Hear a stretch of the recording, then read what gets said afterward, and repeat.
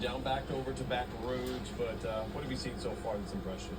Just a lot of gratitude. Like, you got those guys up there really understanding the moment and the kind of what they were able to accomplish and being able to do it in front of that group of fans and the fans that have showed up to be a part of the night and the celebration event.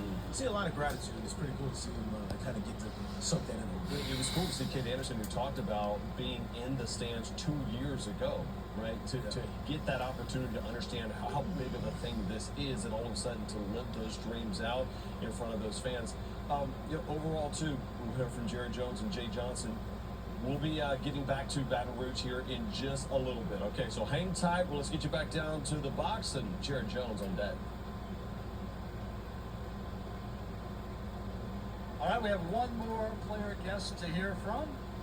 Welcome back to Alex Box Stadium, and we are still in the Men's College World Series National Championship celebration. First baseman from Marietta, Georgia, All-American, Jared Jones.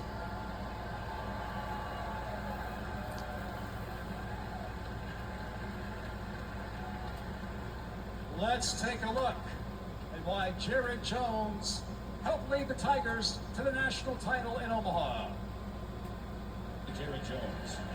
Hernandez down at second base. Bottom of the ninth, tie game. This one hit in the air, line drive. It's off the glove of Kozel into center field. Here comes Hernandez. He is safe. Tigers win. Tigers win. They are headed to the championship series here in Omaha. Bye-bye, Arkansas. The Tigers celebrate in right center field. Jared Jones rips the cover off the baseball. Kozel couldn't hold it, and Arkansas' season is over.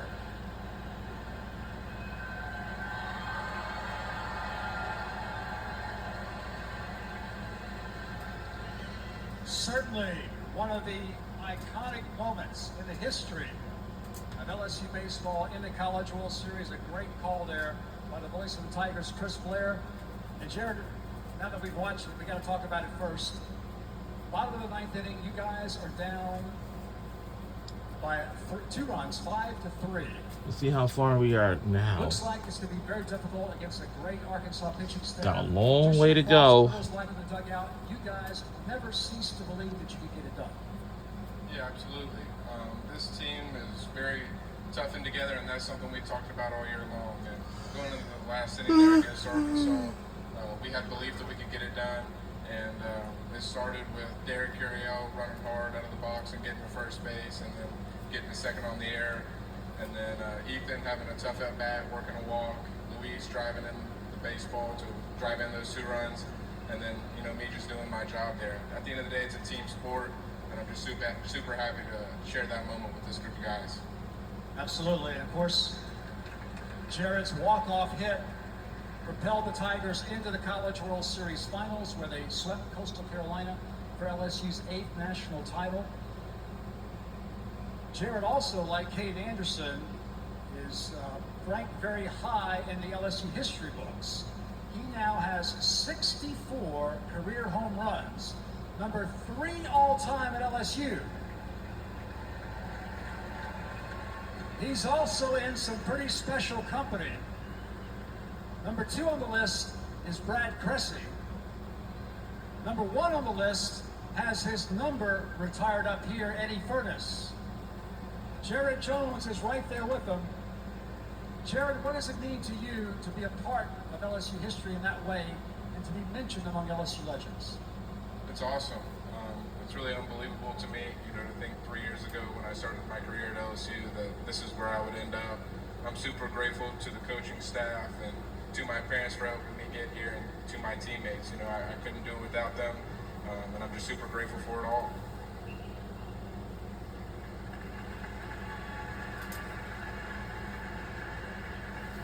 Now it's getting dark. It's nighttime out there. Your parents, George and Michelle, are the parents of 5 kids.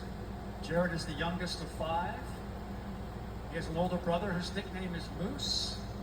As you know, his nickname is Bear. And so I'm sure as the youngest of 5 kids, nothing came easy for him. But your thoughts on the inspiration of your family and how they helped you to get here? It's 12:54 p.m. My parents are sitting up there in the stands, and I just think back to all the days that they were driving me around East Cobb, Georgia, to take me to travel ball games. You know, sometimes it was to watch my siblings play. Very competitive household growing up.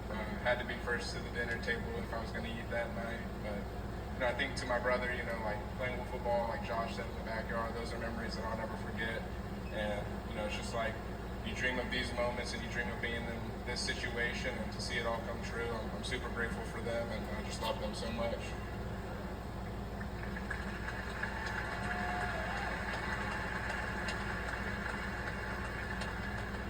And finally, Jerry Jones is a great example, like his former teammate Dylan Cruz, of how college baseball can make such a positive impact upon a young man's life. At the end of last season, as you know, he had an incredible year, 28 home runs, one of the best sluggers in the country. He could have entered the professional baseball draft, began his professional baseball career last summer. Instead, he chose to return to LSU to win another national championship. That's exactly what happened. Jared, just finally your thoughts on what went into that decision, and how gratified are you now that you're standing here? Yeah, you know, when the season ended last year, there were a lot of conversations that had to be had. Coach Johnson came to my house and sat down with me and my family, and we talked about this exact moment and what it would mean to come back to LSU and the pieces that we had around me. And, you know, I'm just super grateful, like I said. And when we set out a year ago to, you know, be in this situation today, you know, when you told me it was possible, you know, I believed you, and we had the right pieces and the right team. And, you know, we had a little bit of luck go our way, and then obviously I think, you know, we were just a great team all year long, very consistent like we talked about, and I'm just super proud of the guys. All-American Jerry Jones.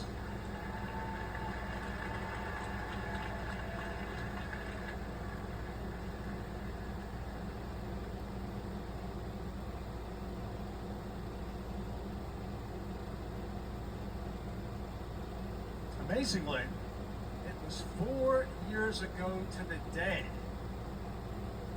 June 25th, 2021, that our next speaker was named the head coach of the LSU Fighting Tigers. 4 years ago today, we introduced you here in Elliott Box Stadium, Skip Bertman Field, our next head coach, and told you he would be the leader of the next generation of national champions. That is exactly what he has done, and he is just getting started. Wow.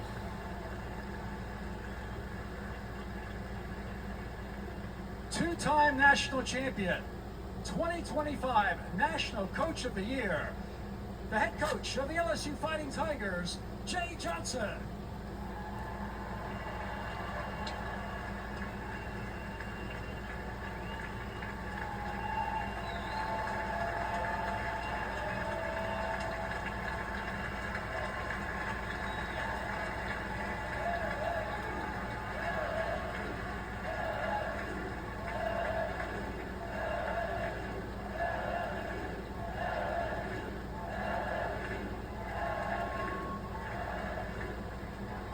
You know what I love about all of you?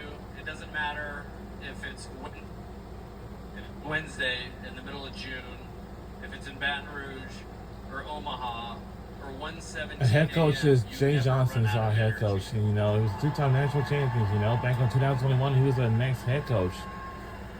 Like 4 years from today on. One of my best friends, you Yeah. know, from earlier in life is in sports media, and he would always tell me as I was an up-and-coming coach that college baseball is a channel changer. And the other day I said, my man, you have not been to Baton Rouge, Louisiana, because this is 1,000% the baseball What? school in the entire country. And my first thank you is to you guys, the energy that you bring to these players, the support you bring to our program, because it is 1,000% unmatched.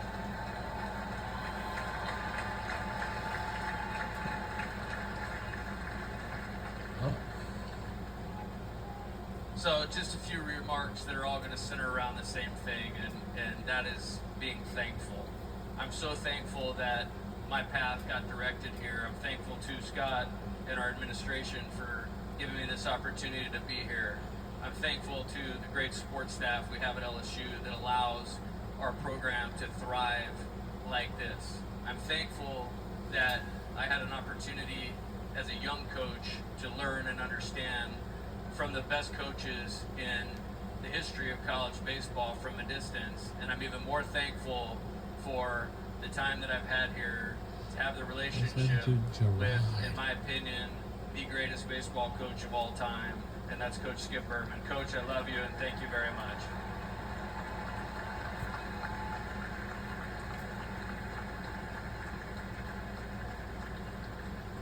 I did want to acknowledge one more thing about Coach, and we had some special inspiration for this season. And the night before we opened SEC play, we lost, an angel for LSU baseball, and I helped Coach build this into what it is. And Miss Sandy, we're thinking about you tonight, and we love you guys so much. Thank you.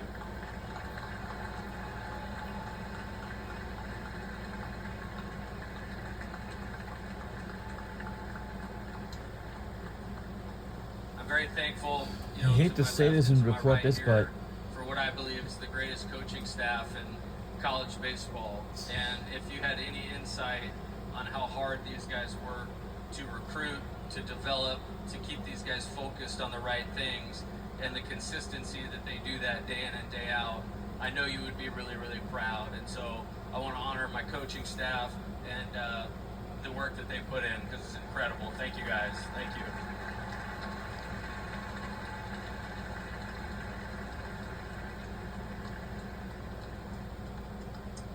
This year, coming off last year in 2024, we lost a very tough game at the University of North Carolina in extra innings. We had the lead going into the 9th inning, had 2 strikes, 1 out, still had the lead, and somehow a really good team found a way to beat us. And that was a really, really tough night, tough loss.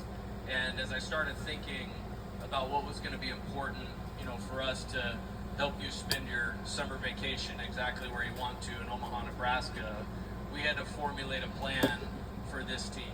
And it really came down to 2 things. And our motto for the year was tough and together. And explaining what that really, really meant. Number 1, the tough part, we weren't going to get in a fight unless we needed to. We didn't have to do that. That's good. But the toughness to be able to focus on your job no matter what else is going on. And I can't tell you how many comments that you guys have given me throughout this entire season, all the way up to this week, about how proud you were that the team was at its best when it mattered the most. When other teams would lose their way when the game was on the line, these guys continued to execute. And for my money, this is the most mentally tough team that I've coached in the 25 years I've been doing this. Toughness right on the stage right here.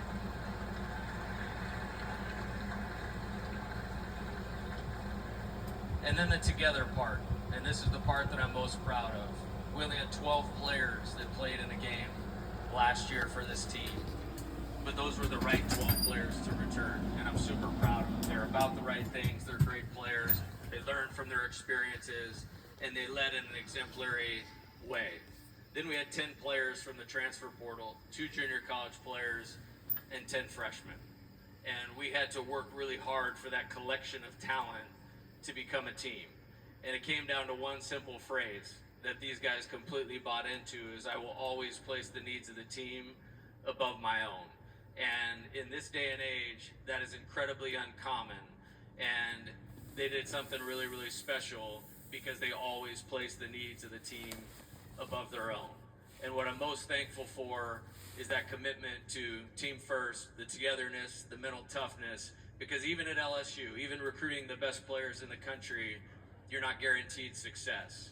But I made this comment several times. If I could coach this team, this 2025 team, long before they were national champions, I would do it every year of my career.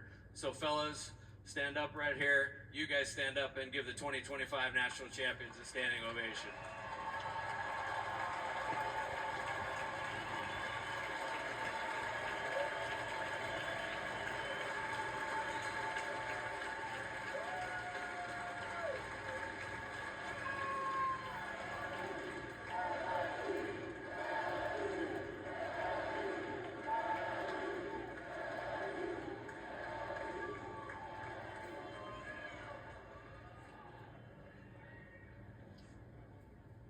So for me, there's two really special places in the entire world. One is the place we just left on Sunday, holding that trophy, and the other one is this field. And I just want to say thank you for making this stadium and this place very close to my heart, and there's nowhere else I'd rather be. Thank you very much.